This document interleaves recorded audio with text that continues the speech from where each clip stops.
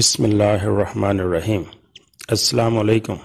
तमाम दोस्तों नूं रैक्स किचन विच खुश आमदीद। अज असीं रैक्स किचन विच कड़ी पका रहे हैं बेसन के पकौड़े पा के। बर्रे सगीर पाको हिंद की बड़ी मशहूर डिश है तो बड़ी टेस्टी डिश है। तकरीबन हर घर विच बड़े शौक नाल पकाई जाती है, बड़े शौक नाल ही खाई जाती है। पंजाब विच ये डिश किस तरह बनाई जाती है अज मैं तुहानूं वो तरीका दसांगा। तो आओ फिर शुरू करिए कड़ी पकौड़े बनाना। सब तो पहले असीं बेसन नूं लस्सी दे विच हल करांगे। मैं तकरीबन कोई 3 गिलास लस्सी दे लाए। दही की लस्सी है, खट्टी लस्सी जिन्हों कहते हैं। उहदे विच कोई 400 ग्राम के करीब बेसन लैके ते उहनूं अच्छी तरह मिक्स करना है। अच्छी तरह मिक्स करना जरूरी है ताकि इहदियां बेसन दीयां गिलटियां वगैरह विच ना रहन। इस तो बाद असीं मसाला तैयार करते हैं जिहदे विच असीं कड़ी बनानी। कढ़ाई दे विच 1 कप तेल दा पा लो।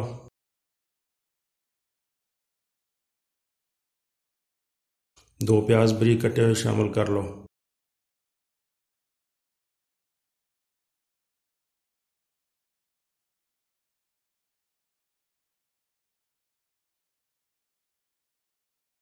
दो चम्मच अदरक लहसुन का पेस्ट पा लो।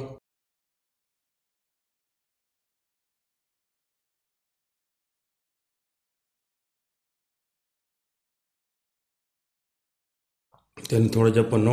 उस तो बाद 2 टमाटर बरीक कट के शामिल कर लो।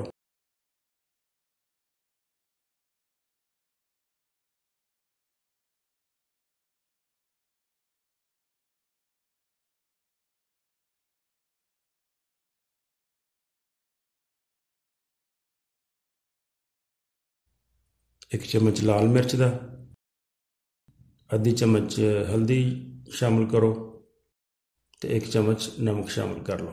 आधी चम्मच धनिया पाउडर की, आधी चम्मच गर्म मसाले की, आधी चम्मच जीरे पाउडर की भी शामिल कर लो। तो मसाले में थोड़ा थोड़ा पानी पा के ते अच्छी तरह भुन लो।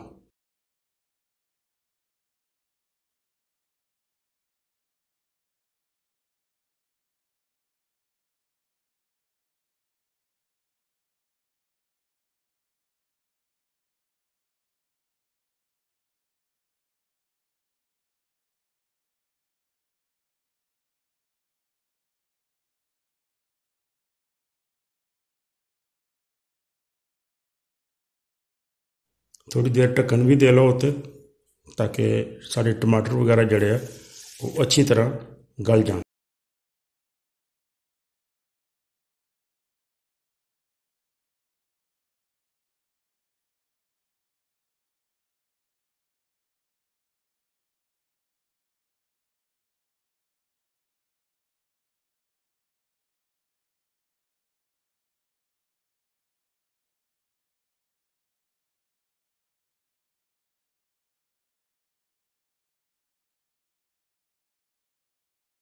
जो मसाला अच्छी तरह भुज जाए तो असीं इहदे विच ये जिहड़ा लस्सी और बेसन का मिक्सर बनाया सी असीं ये शामिल कर देंगे। लेकिन असीं इहनूं जाली नाल भुन के पावांगे ताकि अगर कोई छोटी मोटी डली कोई गिल्टी कोई चीज़ इहदे विच रह जाए तो वो भुन हो जाए।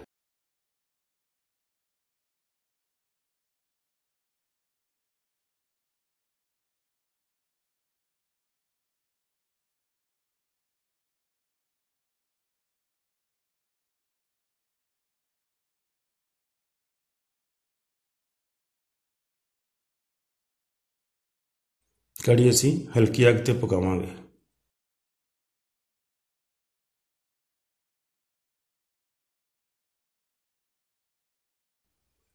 तुसीं थोड़ा थोड़ा करके पानी शामिल करना है तो टोटल पानी तकरीबन कोई 2 लीटर के करीब शामिल करना है। इक्को दफ़ा ना पाओ, थोड़ा थोड़ा करके पा लो, हलाई जाओ, पा लो।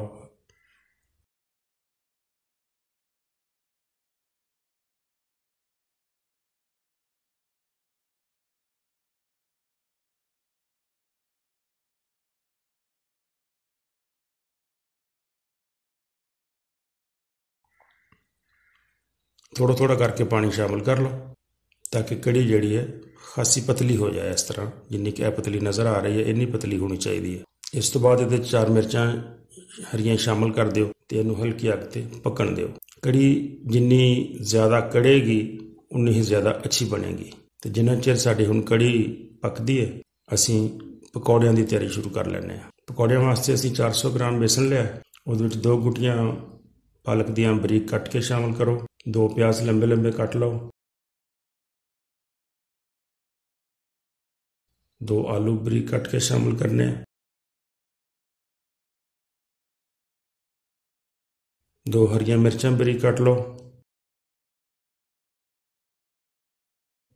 2 ਚਮਚ ਨਮਕ ਦੇ,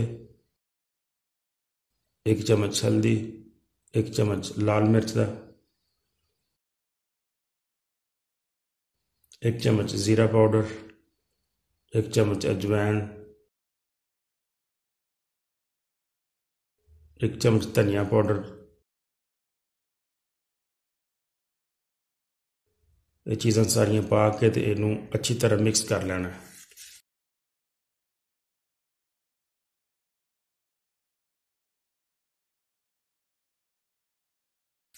ਥੋੜ੍ਹਾ ਥੋੜ੍ਹਾ ਪਾਣੀ ਸ਼ਾਮਲ ਕਰ ਲੈਣਾ ਅਤੇ ਨਾਲ ਇਹਨੂੰ ਅੱਛੀ ਤਰ੍ਹਾਂ ਮਿਕਸ ਕਰਨਾ ਹੈ। ਮਸਾਲਾ ਤੁਹਾਡਾ ਜ਼ਿਆਦਾ ਗਾੜਾ ਨਾ ਹੋ ਜਾਏ, ਸਖਤ ਨਾ ਹੋਵੇ ਅਤੇ ਨਾ ਹੀ ਜ਼ਿਆਦਾ ਨਰਮ ਹੋਵੇ।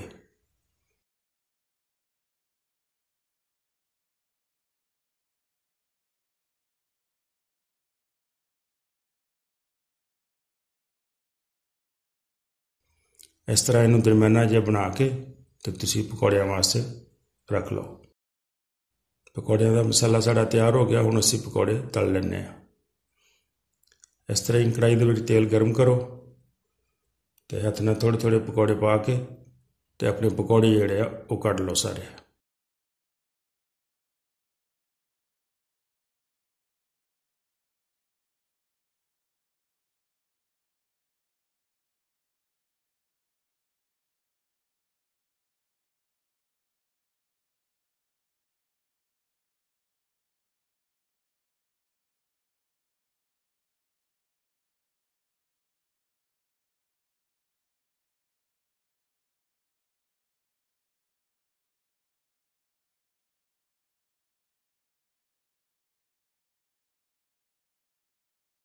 ਪਕੌੜੇ ਸਾਡੇ ਤਿਆਰ ਹੋ ਗਏ।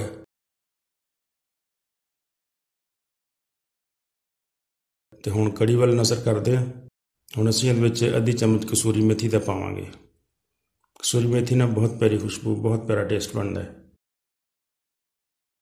ਦੇਖੋ ਕੜੀ ਸਾਡੀ ਤਕਰੀਬਨ ਪੱਕ ਗਈ ਹੈ।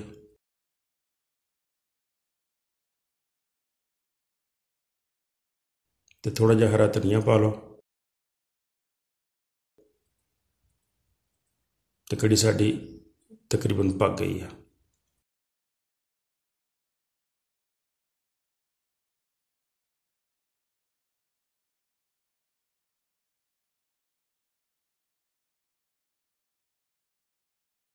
ਹੁਣ ਅਸੀਂ ਇਹਨੂੰ ਡਿਸ਼ ਆਊਟ ਕਰ ਲੈਂਦੇ ਹਾਂ। ਬਾਉਲ ਦੇ ਵਿੱਚ ਕੜੀ ਪਾ ਲਓ ਅਤੇ ਜਿਹੜੇ ਅਸੀਂ ਪਕੌੜੇ ਕੱਢੇ ਸੀ ਥੋੜ੍ਹੇ ਜਿਹੇ ਉਹ ਸ਼ਾਮਲ ਕਰ ਲਓ।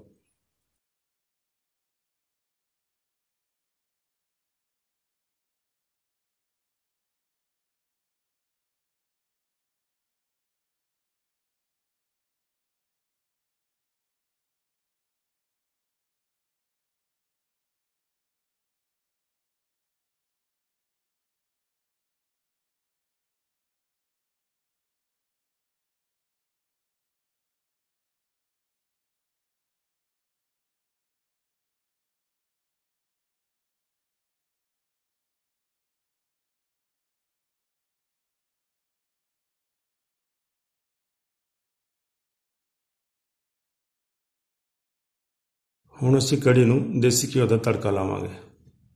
3-4 ਚਮਚ ਦੇਸੀ ਘਿਓ ਦੇ ਛੋਟੇ ਜਿਹੇ ਬਰਤਨ 'ਚ ਪਾ ਲਓ। ਗਰਮ ਹੋਣ ਤੋਂ ਬਾਅਦ ਉਹਦੇ ਵਿੱਚ ਚਮਚੀ ਦਾ ਚੌਥਾ ਹਿੱਸਾ ਥੋੜ੍ਹਾ ਜਿਹਾ ਜ਼ੀਰਾ ਸ਼ਾਮਲ ਕਰੋ ਅਤੇ ਚੌਥਾ ਹਿੱਸਾ ਅਜਵਾਇਣ ਦਾ ਸ਼ਾਮਲ ਕਰ ਲਓ।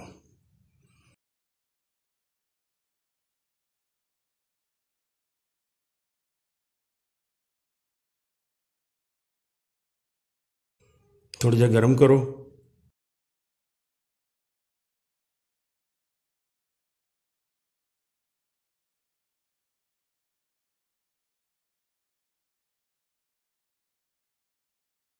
ਇਸ ਤਰ੍ਹਾਂ ਥੋੜ੍ਹਾ ਥੋੜ੍ਹਾ ਤੁਸੀਂ ਬਾਉਲ ਦੇ ਵਿੱਚ ਸ਼ਾਮਲ ਕਰ ਦੇਣਾ ਅਤੇ ਸਾਡੀ ਕੜੀ ਪਕੌੜਾ ਬਿਲਕੁਲ ਤਿਆਰ ਹੋ ਗਈ। ਬਹੁਤ ਅੱਛੀ, ਬਹੁਤ ਪਿਆਰੀ ਡਿਸ਼। ਯਕੀਨਨ ਤੁਸੀਂ ਇਸ ਤੋਂ ਪਹਿਲੇ ਵੀ ਬਣਾਉਂਦੇ ਹੋਵੋਗੇ, ਲੇਕਿਨ ਇੱਕ ਦਫਾ ਤੁਸੀਂ ਇਹ ਰੈਸਪੀ ਟਰਾਈ ਕਰਨਾ। ਔਰ ਤੁਹਾਨੂੰ ਅਗਰ ਇਹ ਮੇਰੀ ਰੈਸਪੀ ਵਾਕਈ ਅੱਛੀ ਲੱਗੇ ਤੇ ਦੋਸਤਾਂ ਨਾਲ ਜ਼ਰੂਰ ਸ਼ੇਅਰ ਕਰਿਓ।